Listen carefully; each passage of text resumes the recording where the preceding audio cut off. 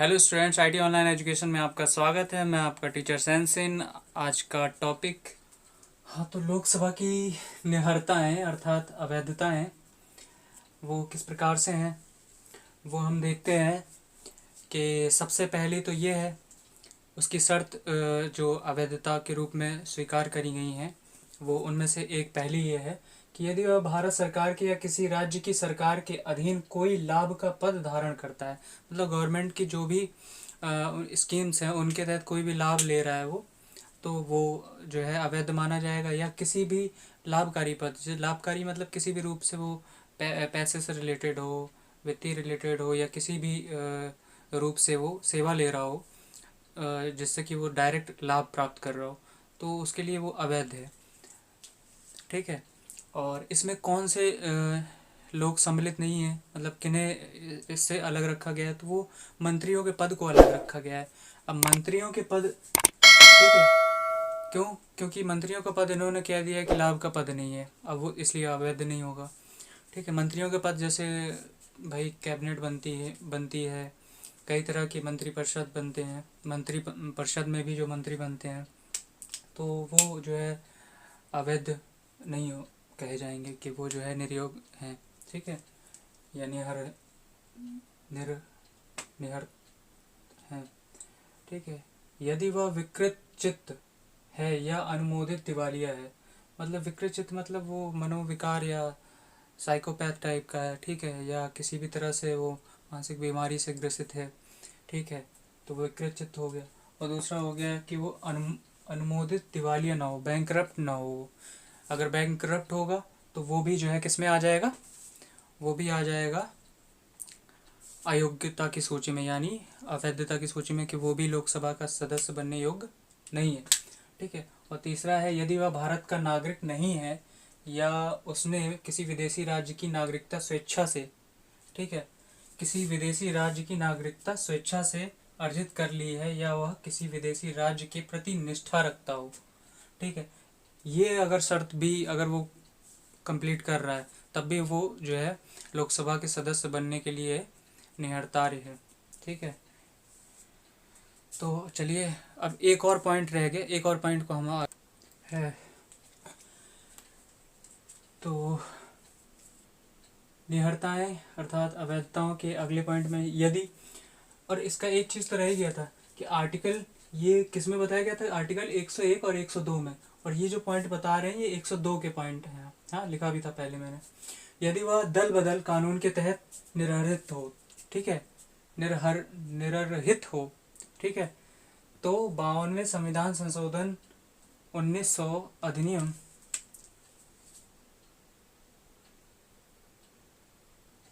ठीक है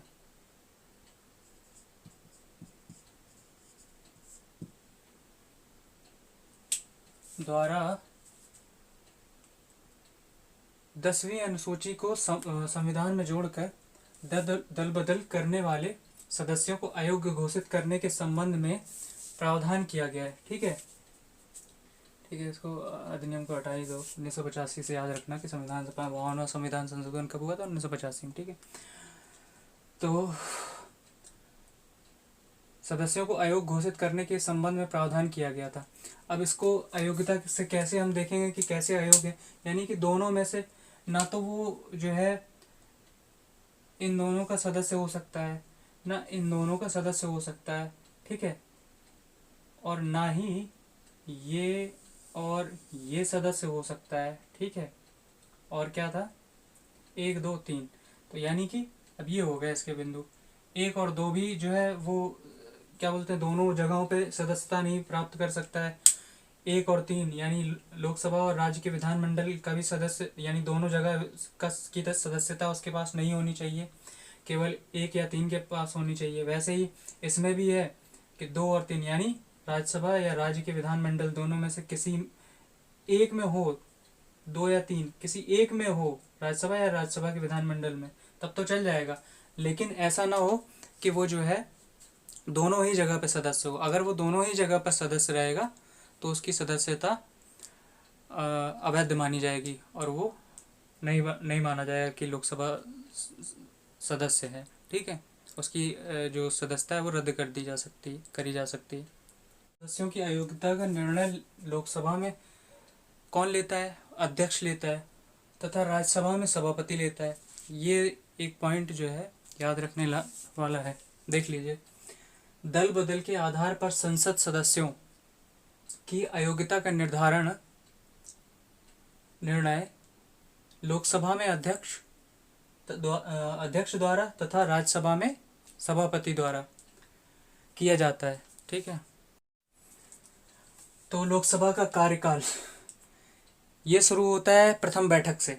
ठीक है, जब लोकसभा की प्रथम बैठक ली जाती है तब से शुरू होता है, उसकी तारीख से। ठीक है, कि जिस दिन से लोकसभा की बैठक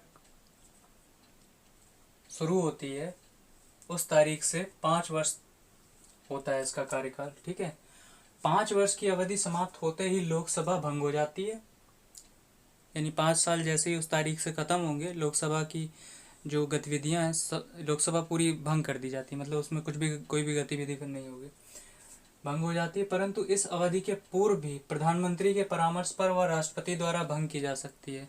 ठीक है, और ये अवधि पूरी होने से पहले भी क्या हो सकता है कि प्रधानमंत्री की सलाह पर राष्ट्रपति द्वारा ये भंग करी जा सकती है। ठीक है, कौन कर सकता है? राष्ट्रपति कर सकता है, लेकिन सलाह कौन देगा? प्रधानमंत्री देगा। ठीक है, और दूसरा क्या है? आपातकाल में संसद विधि द्वारा कार्यकाल की अवधि एक बार में 1 वर्ष की ही वृद्धि हो सकती है।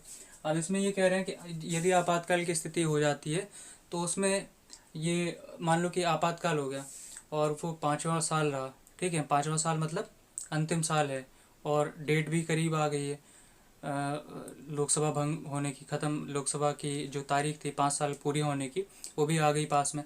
तो ऐसे समय पे अगर इमरजेंसी लगती है तो उसमें क्या होगा? 1 वर्ष की वृद्धि ही करी जा सकती है, एक साथ 2-3 वर्ष की नहीं कर सकते हैं। ठीक है, 1 साल की ही वृद्धि कर सकते हैं।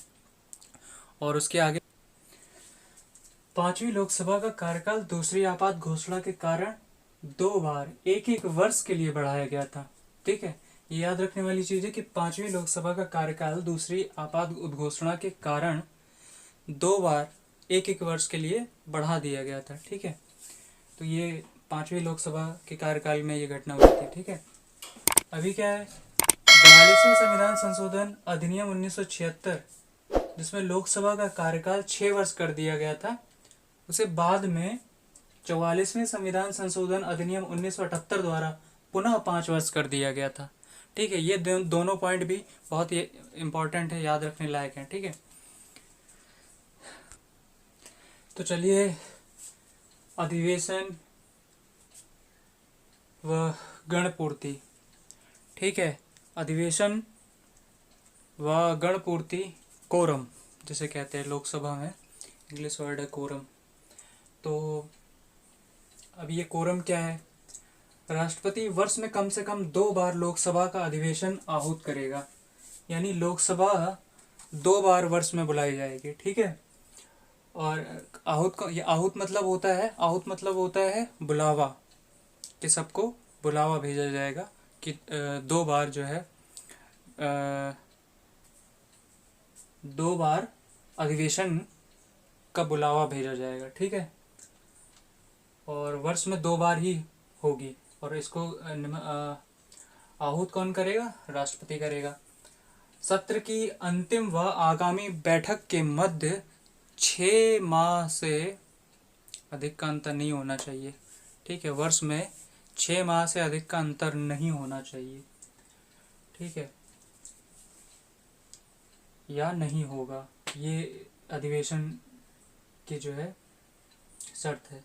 अब अधिवेशन गठित करने के लिए गणपूर्ति यानी कोरम सदन की कुल सदस्य संख्या का 1/10वां भाग होना आवश्यक है।